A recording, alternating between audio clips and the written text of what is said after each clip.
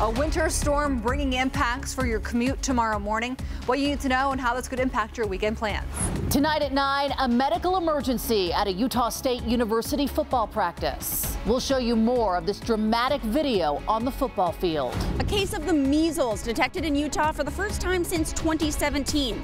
Coming up, what you need to know and how to protect yourself. How many people in this state ski? How many people in this state can afford to ski? With 2 months left until a decision is made, taxpayers continue making their voices heard, speaking out against the Little Cottonwood Canyon gondola. Just staying hungry and continue to prove what we can do is just going to get us far. The Utah women's basketball team will play in the Sweet 16 tomorrow. We'll hear from the players from South Carolina coming up. He was a godsend, really. Imagine suffering a stroke, but you're on a test drive for a new car.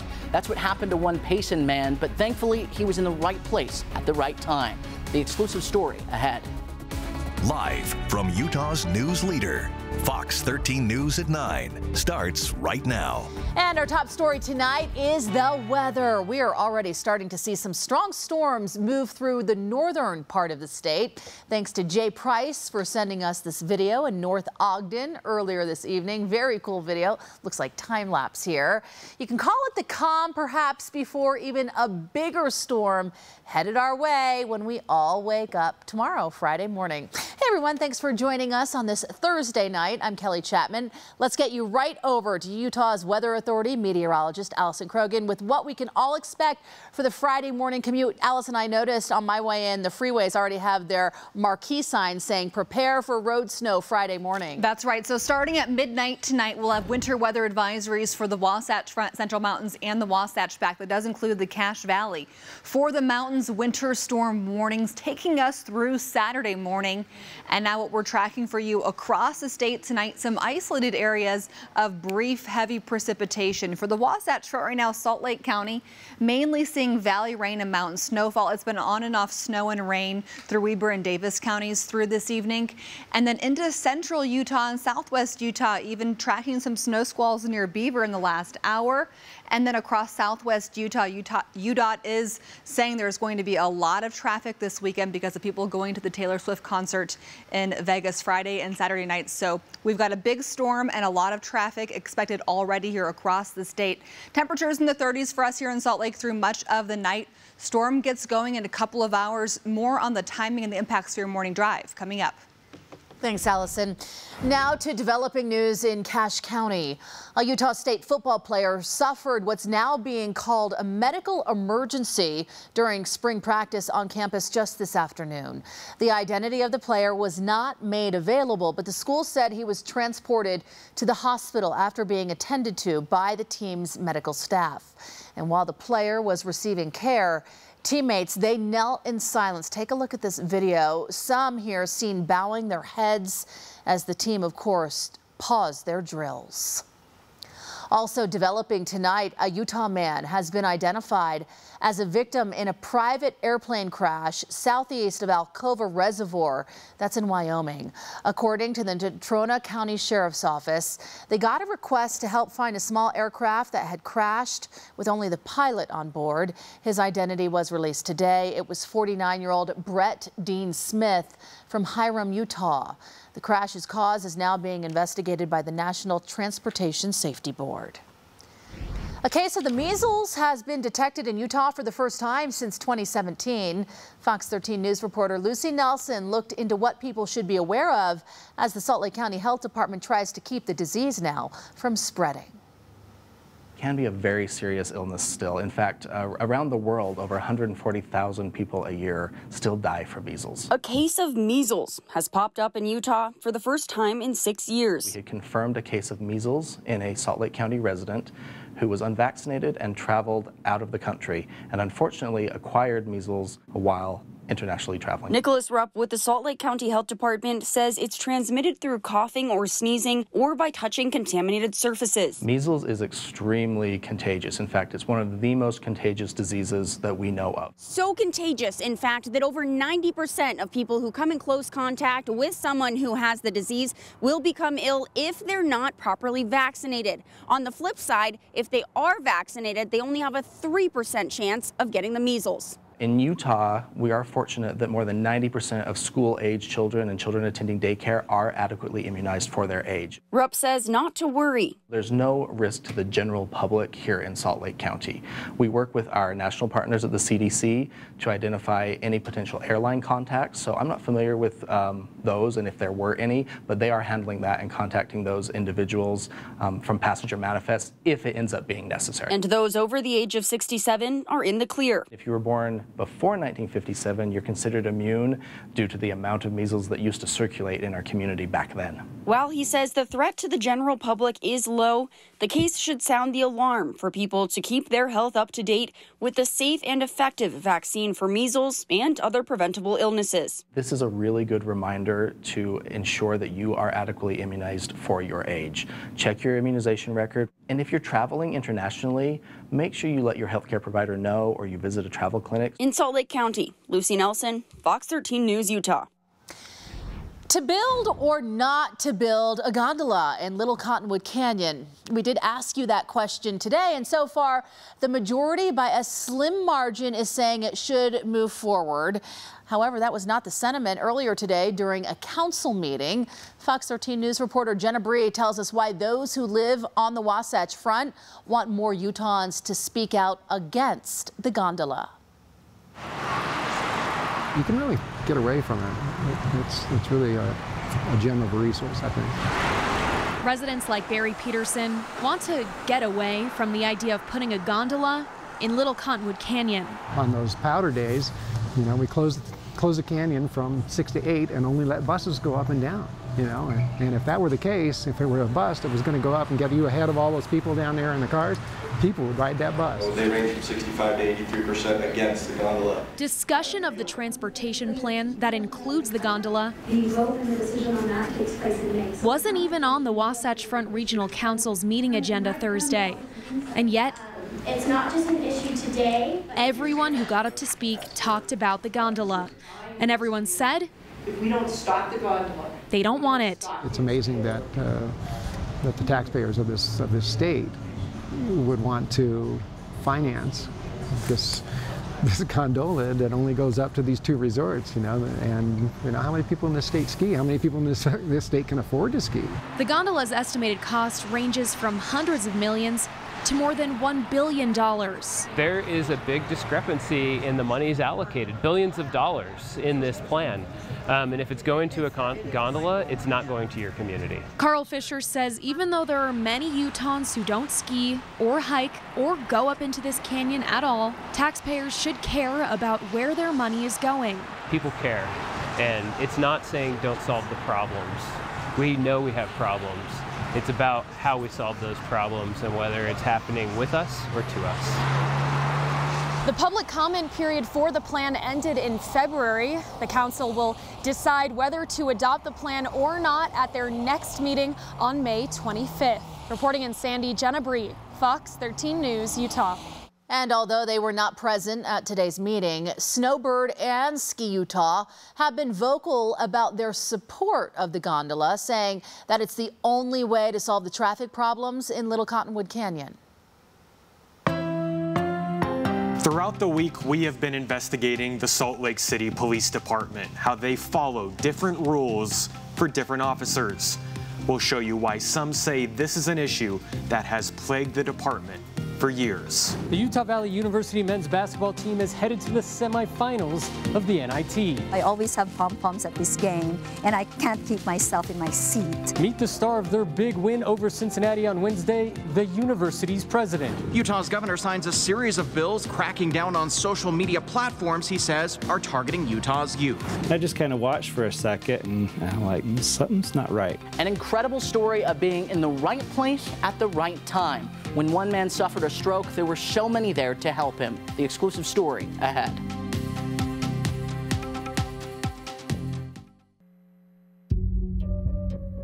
If they've made a mistake, they've made a mistake.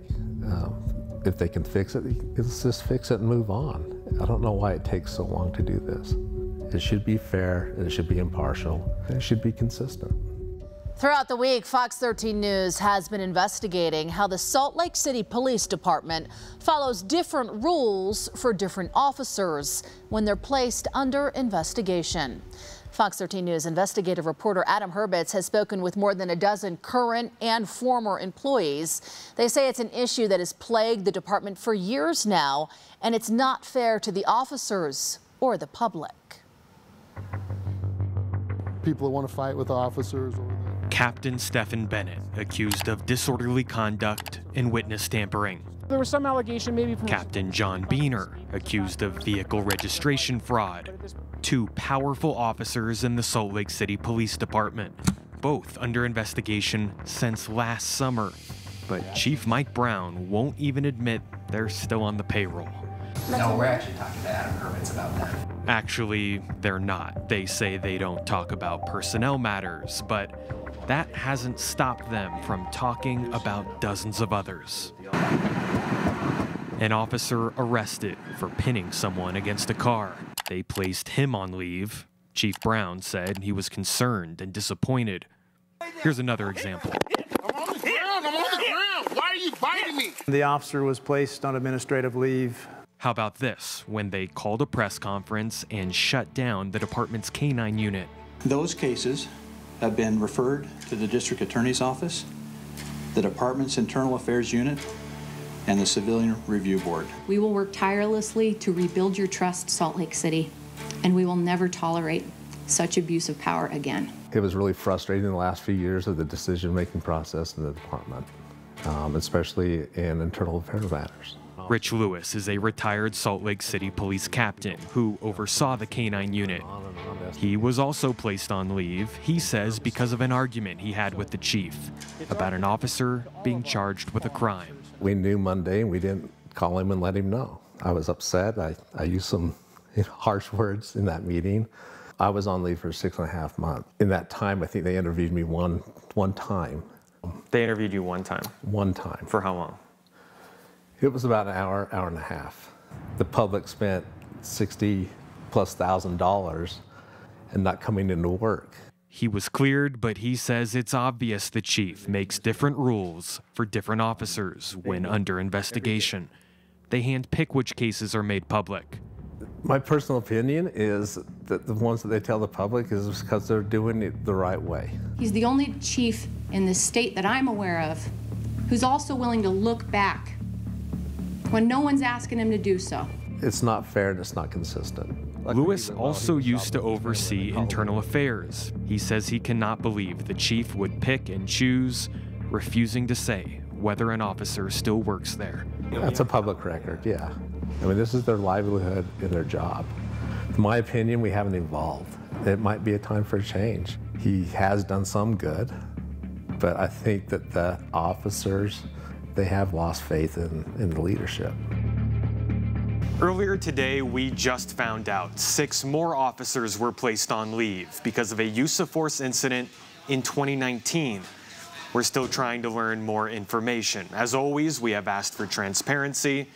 We'll let you know what we find out and how the department chooses to handle it. For now, reporting in studio, Adam Herbets, Fox 13 News, Utah.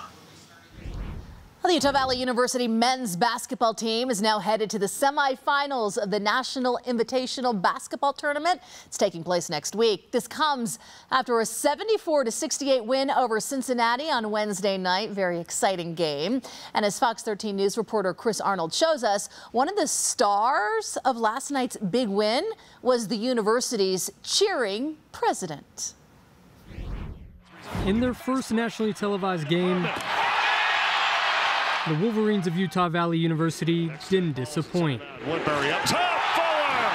But the ESPN cameras couldn't turn away from this. I wasn't even really fully aware of it till way after the game when people were texting and messaging me and said, I saw you on TV. That's UVU's president, Dr. Astrid S. Tuminez. I always have pom-poms at this game, and I can't keep myself in my seat. Tuminez has been the university's president for 4.5 years, coming to Orem from Singapore. Before I even started this job, somebody gave me a little pom-pom at a men's soccer game. And then I realized that at most of the sports events, The cheering is really so important. She says she's a regular at the basketball games. Same seat every game. I only missed one this year. And almost every other sporting event on campus. I go to volleyball, soccer. I have never pitched a baseball. Baseball, softball, wrestling. With her pom-poms in hand. And I have already gone through, I would say, at least 3 sets. They get worn out, they all fall off. They get used a lot. I now have spare sets because I need them. The sight of the university's president cheering, dancing, and having fun on national television is something that caught the eye of students who couldn't attend the game. I point out to my wife, honey, this is my president dancing on the side of the court with pom-poms. Like, this is like Mark Cuban at a Dallas Mavericks game. It was great. Brandon Ormsby is a sophomore at UVU. To have this, I think, really brings UVU out into that spotlight, especially if we're able to go through and finish the NIT and win it all. As the school continues their journey through the NIT, At the end of the game, I will high-five all the players. Tamina says she will be there with her husband, cheering them on. I do the pom-poms and jumping around, and he's this really calm presence next to me. Well, the Wolverines will take on the University of Alabama Birmingham in the semifinals of the NIT. Next Tuesday, tip-off is set for 7:30. And Tamina tells me she'll be making the trip to Las Vegas to cheer on the team, but only bringing one set of those pom-poms for this game. At UVU, Chris Arnold, Fox 13 News, Utah. Oh my goodness, Kelly and I were just saying here in the studio how adorable she is. Oh my gosh, I love her. What a workout it looked like too, wow. She's fantastic. She is, yes. Well, the morning commute not going to be fantastic tomorrow morning. If you can, if you've got the ability and you don't have to be anywhere in the morning, I would recommend staying home for a bit. We are going to see our Winters for morning starting at midnight for the northern mountains. This is going to take us through Saturday at noon. 1 to 2 feet of snow for the northern mountains, closer to potentially 30 inches of snow, maybe even more for the top of the Cottonwood Canyons. For the Wasatch Front, Cache, Weber, Davis, and Utah counties and Salt Lake County, Tooele County, Tooele Valley. This will also be a winter weather advisory through noon on Saturday. 1 to 4 inches mainly. We could see closer to 8-10 inches for the benches.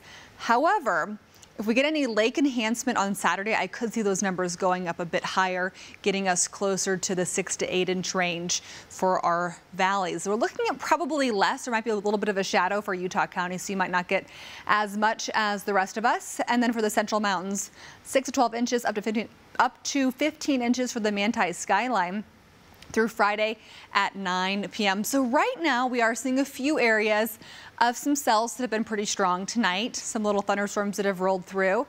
We saw that near Ogden and Layton up towards Roy earlier this evening. For the Salt Lake Valley right now though, roads might be a little wet, but we're expecting much bigger impacts for the morning drive tomorrow. I've also been watching this little storm that moved right over Beaver. That was a little quick snow squall that moved through, and we saw some brief snowfall there. Now for Salt Lake, Provo, and Ogden, we're all expecting our snow chances to go up starting at about 5-6 o'clock tomorrow morning. Bulk of our snow will be between about 6 a.m. and then lunchtime, and then we're going to see that by about 2 o'clock really starting to go back down. Let's look at our travel hazards tomorrow. For the morning drive, snow for northern Utah, 7 a.m. for much of our I-15 corridor. A lot of wind in the forecast for tomorrow also, but by Friday at 5 p.m., we're going to be focusing into central Utah. We'll still have some lingering snow across the north, but bulk of that will be tomorrow morning. Temperatures cooling throughout the day tomorrow, so you're going to be in the 30s for much of the day here in Salt Lake. We're looking at likely snow, breezy conditions, some blowing snow will be possible. Throughout the day tomorrow, we're going to keep you in the 30s for much of the state with a lot of wind out there. So throughout the day tomorrow, we're going to have our wind gusting about 20 to 30 miles per hour for a lot of Utah. St. George, 54 tomorrow, partly cloudy, 51 on Saturday and Sunday, close to 65 by next Tuesday. For Salt Lake, we're in the 30s through the weekend. And then next week, we're going to be tracking some more chances for rain and snow, more on what to expect with accumulations coming up later in the hour. We will wait to hear from you then, Allison. Thank you. Straight ahead, the daughter of the man suing Gwyneth Paltrow over a ski accident spoke in court today. What she had to say about changes in her dad after the collision. We'll be right back.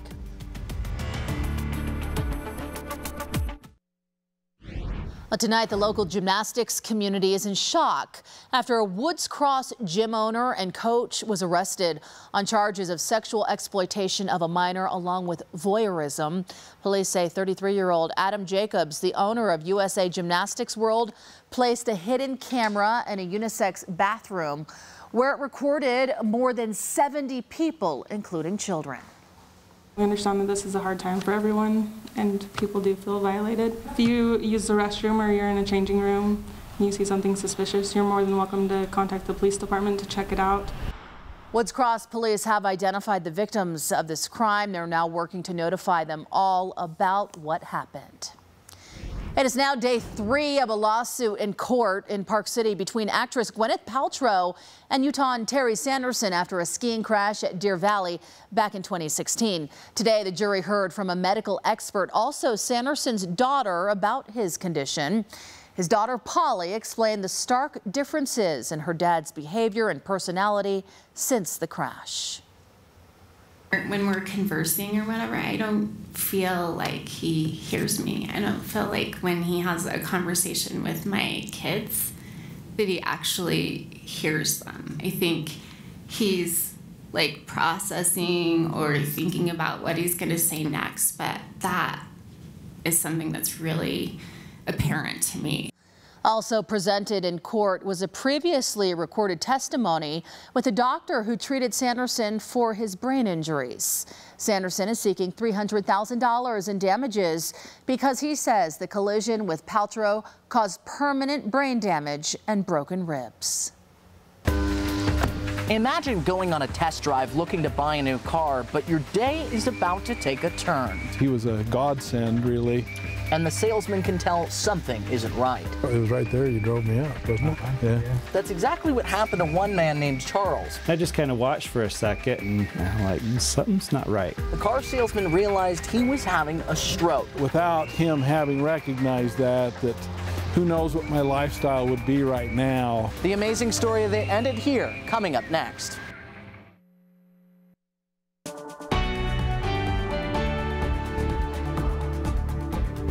So glad you're here tonight with us, everyone. The World Health Organization estimates that 1 in 4 people will have a stroke in their lifetime. And when it comes to strokes, time is of the essence. So when a Payson man started experiencing stroke symptoms, he was luckily in the right place to get help. Fox 13 News reporter Spencer Joseph has the story you will only see here. If you're looking to buy a car in Payson, you might check out Robert Marsh Car and Truck Sales. To be funded still. Inside, sales manager Stephen Holloway is always ready to talk shop. I do it mostly because I love working with cars. It was no different when Charles Cranny came in one morning. He had just returned from taking a car on a test drive. As I was opening up the door when I drove right into their place here, my AirPod fell out of my ear as I opened up the door, and I went down to get it. I just kind of watched for a second, and I'm like, something's not right. Steve came out, and I thought, well, I'll just get it in a minute after I've talked with him. Hey, is everything okay? I said, I think I'm all right. Let me just go sit down inside for a minute. He stood up, and I knew everything wasn't okay. He had kind of a droopy expression on his face and a lot of drool coming out of his mouth. While driving, Charles had suffered a stroke. The clock was now ticking. So we got in the very car that I was checking out. You went right out that way. Well, it's only 2 blocks away, which is fortunate. Stephen rushed Charles to the hospital as fast as he could. It was just a minute, really, there. Yeah, so you just drove, it was right there. You drove me out, wasn't it? Yeah. Where do you want to go? What can we do for you? Nearby at Mountain View Hospital, they were waiting. Charles's symptoms had progressed. Stops right there. When he tried to talk, the wrong words would come out. I thought, boy, this is weird. I didn't realize that the brain was so connected to the mouth. And if even minutes go by with part of your brain not getting oxygen, it can be detrimental. It can be fatal at times. I'm glad we were able to help you, seriously. Dr. Cameron Meyer is in charge of strokes that come into the ER. Done so quickly. I'm glad to hear it. Using a variety of technology, including doctors remotely on camera, it was determined that Charles was having what's called an LVO, or large vascular occlusion. By the time you get here, me and Dr. Norman, the stroke neurologist, will be right there at the bedside, ready for you. You know, our motto is time is brain. Within minutes, they had administered a drug called TNK, or tenecteplase. It's the best shot that we have to stop any kind of clot. All while doctors were working, Stephen was standing with him. That connection was there, and it's like I didn't feel right just leaving, going back to my job and whatever. Charles' life still hung in the balance, so he had to be airlifted for emergency surgery.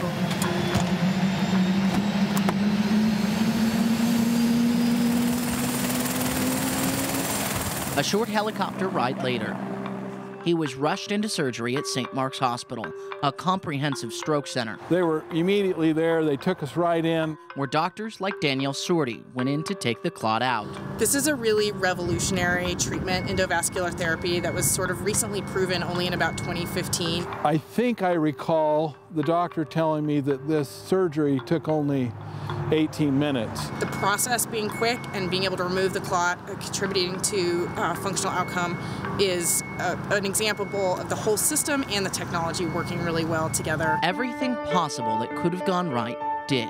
And while Charles is here to tell the tale, it's important to realize it can happen to anybody. Every 40 seconds, someone in the U.S. has a stroke. And while higher age is a risk factor, 38% of strokes per year happen to those under age 65. Here in Utah, strokes are now the 7th leading cause of death. Retiring. A few hours after surgery, Charles was back to normal, and after a few days was able to walk out of the hospital. I would be amiss if I didn't think that there was a heavenly influence. The technology is developed. I'm thankful for God. I could still do what I love to do because I love my work, I love my home, I love my family. And today? 100% recovery and just miraculous recovery just because of all of those people that were there to help. Thanks for your service. You're welcome. But none of that would have been possible without Stephen. His recovery was miraculous, really, and spectacular. I guess I'm fortunate that I did know what was going on, because I don't know what I would have done. Without him having recognized that who knows what my lifestyle would be right now.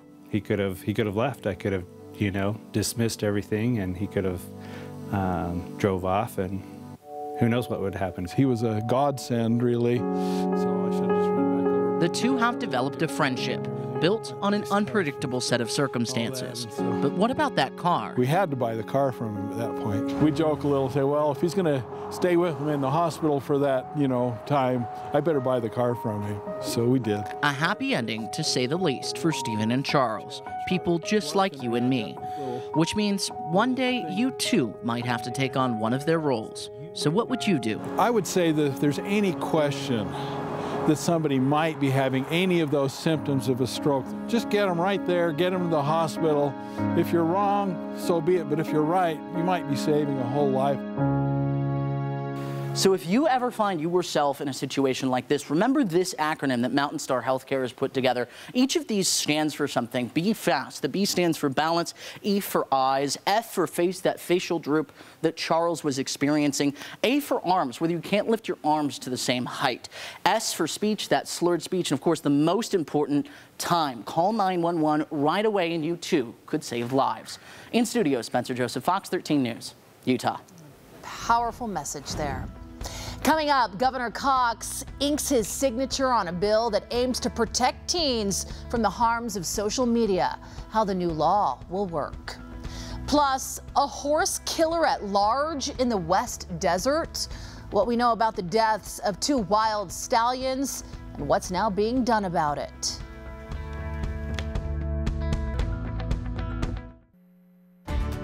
This is one of those rare areas today where we see broad agreement amongst both Republicans and Democrats. Governor Spencer Cox signs big legislation going after social media companies. The legislation cracks down on youth access to social media, but it's facing some pushback. Fox 13 News political reporter Ben Winslow has more from Utah's Capitol Hill. Governor Spencer Cox got applause for signing bills going after social media companies. These are first of their kind bills in the United States, and that's huge that Utah is leading out on this effort. The bills target youth access to social media platforms. Parents have to consent when kids get on social media, and we also require some really important tools that are available to parents. And there's also some really cool things. We ban social media companies from collecting data on your kids, sending advertisement to your kids, and allowing adults and people that aren't friends with your kids to do direct messaging. Representative Jordan Tusher's bill lets you sue social media platforms for any violations. So any minor that has been harmed by a social media company has the right to sue. Utah leaders have been going after social media companies, blaming them for mental health problems that kids are experiencing. It's happening all around us, and anxiety and depression is up. The suicide's up. Supporters say this legislation should help. It should make a difference if the parents are involved. The parents need to be involved and still need to be the parents can't just say, oh, we have this legislation, they're protected and we don't need to do anything. The parents need to be watching. The governor and Utah's attorney general are also exploring lawsuits against social media platforms for alleged harms to children. That's still in the works. The amount of damage and the harm we're doing to our kids right now is extensive, and we need to get a handle on it. Industry groups representing tech have raised concerns about free speech and whether the laws compel people to submit personal info to social media companies just to use the internet. That part of the law will actually be worked out between the state and tech companies, so you don't have to give a government ID to a social media platform. We want to make sure that there are things that give people options, that people don't feel like they're having to give away any information to people that they don't want to give it to. Because I believe very strongly in protection of privacy and data as well. In a statement, Meta, the parent company of Facebook and Instagram, insists it wants teens to be safe, and it already has tools in place to help limit their screen time and their accessibility online. Utah lawmakers don't buy it. The data is really, really clear that our kids are struggling with mental health at a rate that they've never struggled with before, and they're just wrong. On the Hill, Ben Winslow, Fox 13 News, Utah. The Bureau of Land Management is offering $22,000 for information on the killing of 2 wild horses last week. 206,000 acres southwest of Salt Lake City has been home to Anakie horses since the 1800s. They are federally protected under the 1971 Wild Free Roaming Horse and Burro Act. But on Sunday, 2 horses were discovered shot to death near Simpson Springs Mountain Road. Red Birds Trust, that's a local Tooele organization, says there's also a missing 1.5-year-old colt that was also known to travel with the pair. Everyone is deeply disturbed, and I think on top of that, it creates concern for public safety as well. The BLM is taking over the investigation. Anyone who knows what happened can anonymously call the tip line. That phone number is on your screen. It's 1-800-722-3998. The Church of Jesus Christ of Latter-day Saints says renovations at the Salt Lake Temple will now not be finished until 2026. Church leaders say the temple's age is to blame for the delay. Now, this project was expected to be done in 2025. Earlier this month, construction crews poured concrete to reinforce the foundation, making it more resistant to earthquakes. And a cold front moves in tonight. We're going to see some pretty big impacts for the morning drive. What you need to know with how the weather could impact your weekend. And coming up in sports, we'll hear from the Utah women's basketball team as they get ready for a Sweet 16 matchup with LSU. And the Utah football players had their shot to impress NFL scouts at Utah's Pro Day. We'll hear from the 2 top prospects.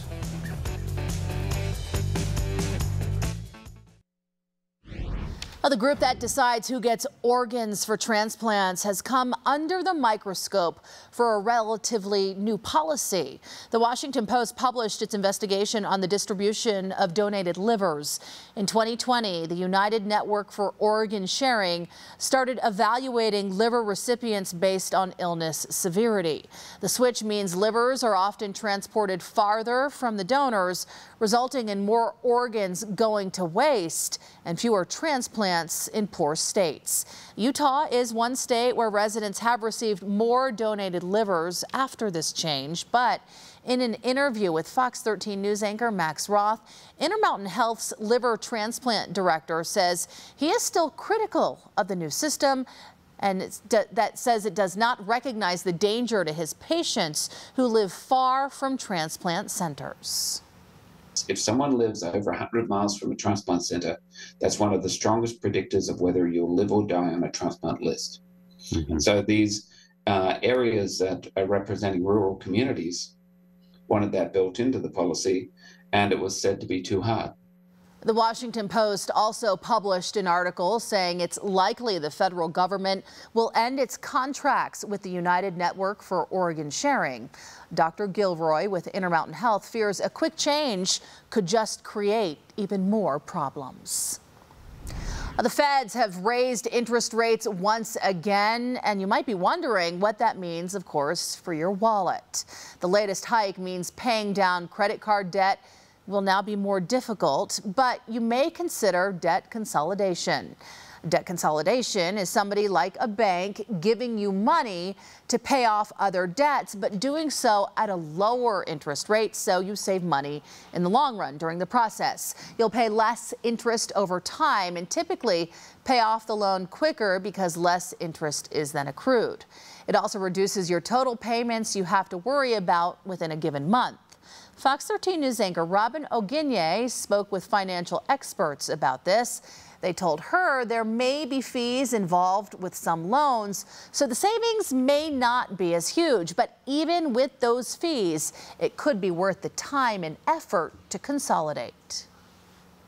Even if you can't get a 0% balance transfer card, just getting a lower interest rate through a personal loan or a debt consolidation loan really can make a difference. And when you're living paycheck to paycheck, when you're on a tight budget, it doesn't take a lot of savings to really make an impact. So it is worth your time to understand how these consolidation loans work.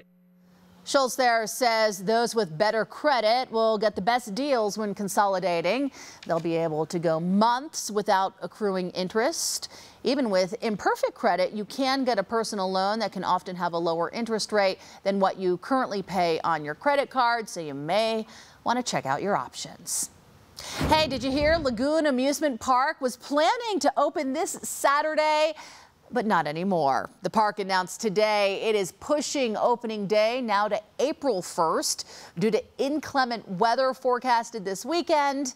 When the season does kick off, it will open on Saturdays and Sundays until daily operations begin Memorial Day weekend. But of course, Allison, that does depend once again on the weather. Yeah, this weekend in the 30s, hardly a roller coaster weather if you ask me. Starting at midnight tonight, we have winter storm warnings for the northern mountains through Saturday morning. Winter weather advisories for the Wasatch Front that does include Salt Lake, Weber, Davis, Utah, and the Tooele Valleys, and also the Cache Valley, Wasatch Back, and Central Mountains. And we're going to see our heaviest precipitation arriving tomorrow morning in time for the morning drive. So we're expecting travel impacts with a cold front that's going to knock our temperatures down about 20 degrees below average for this time of year.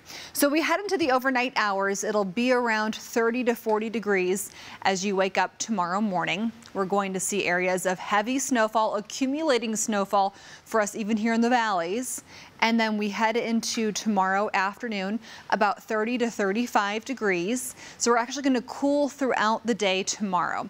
For Ogden, snow is likely tomorrow, widespread Friday night, and then you'll see some scattered chances heading into Saturday and Sunday, and again, middle of next week. For Utah County, your chance of precipitation is likely for tomorrow by tomorrow night. Widely scattered through the weekend.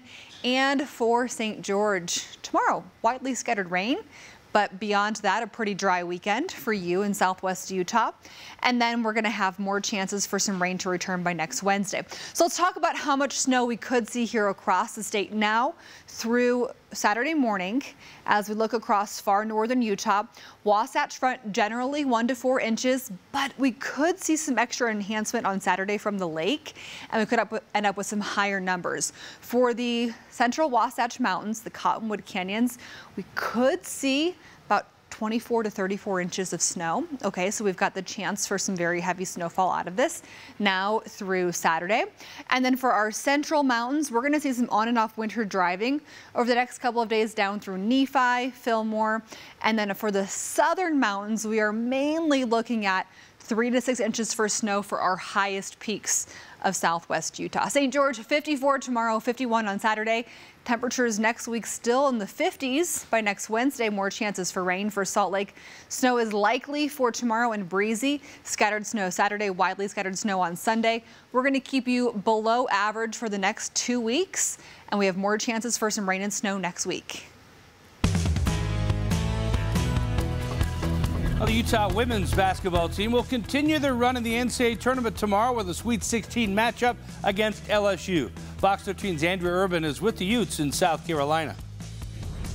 Thanks, Jeff. I'm in Greenville, South Carolina, where in less than 24 hours, the Bon Secours Wellness Arena will be home to the University of Utah Utes versus the LSU Tigers. Both of these teams are top 5 in the nation in team points per game. Utah, 3rd overall, while LSU is 5th overall. Now, the Tigers do out-rebound Utah, though, and head coach Lynn Roberts knows it's going to be a back-and-forth battle. I have a feeling it'll be a track meet of sorts. We like to play with tempo. It makes us go. They play with tempo. I have a feeling both teams are going to push the pedal on that and play to our strengths. We just had a goal set out starting in the summer last year to make it to the Sweet 16, and now that we've made it, we're not at all satisfied with it. We're a really competitive bunch of girls, and we're not satisfied, and we want to make it as far as we can, and we believe we can make a deep run. I still think there's a lot of people out there who think we, maybe don't belong at this level or that we can't compete at this level, so I think just staying hungry and continue to prove what we can do is just going to get us far. 2-seed Utah versus 3-seed LSU tomorrow at 3 p.m. Mountain Time right here in Greenville, South Carolina. And this one is going to be oh so sweet. Outside of the Bon Secours Wellness Arena, Andrea Urban, Fox 13 Sports. Utah's Brandon Carlson is declared for the NBA draft, but he will maintain his eligibility if he decides to play one more season of college basketball. The former Bingham High School star just finished his 4th season with the Utes, an all Pac-12 player the last 2 seasons. 11 draft hopefuls were at the University of Utah's Pro Day this morning, but they didn't all participate. The 2 Utes with the highest draft stock, Dalton Kincaid and Clark Phillips III, either didn't go or limited their activity. Phillips already performed much of his testing at last month's NFL Combine, and while Kincaid has only recently started to begin active activity again following season-ending injury last fall. Since I've been cleared and be able to do more, it's really just deciding, do I want to train to run a 40-yard dash or do I want to train and get ready for camp? So for me, I'm really getting prepared for camp, and I want to kind of come in my best shape and form in that. Like I said, I'm a football player, and I guard receivers, and I make football plays. I don't play 40, I don't play shuttle, I don't play L-drill. I play football. Real Salt Lake has extended the contract for Captain Damir Kreilach through the 2024 season. The 33-year-old midfielder scored the winning goal in the season opener against Vancouver. And check out Tony Finau with his heels hanging over the edge above the water on the 13th hole at the Austin Country Club at the World Golf Championships match play. But he made the most of it, from nearly hitting it into the water on his drive to knocking his second shot into great birdie range. He, of course, made the putt to win the hole. He's won both of his matches this week. He'll try to advance to the round of 16 tomorrow with another win. He's on another hot streak, it sounds like. I would have probably swung and then fallen into the water. So took balance, didn't it? Hey, yeah. Professional. Yeah, they're good. They're good. Thanks, Jeff. We'll be right back.